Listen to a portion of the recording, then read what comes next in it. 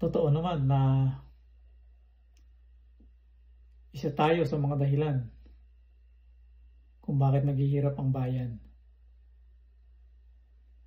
Kasi kung mapayag tayo na ang bayad sa boto natin 500 o 1,000 lang.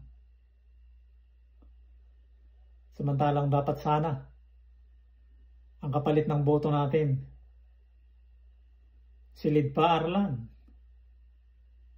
hospital, kalsada, mga gamot, pag-aaral ng mga anak natin, at magandang ekonomiya. Yan sana ang kapalit ng boto natin.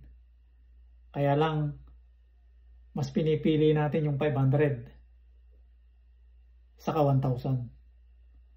Sana ngayong darating ng eleksyon, baguhin na natin.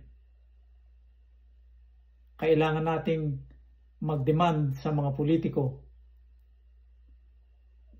Kailangan natin silang hingan ng mga proyekto.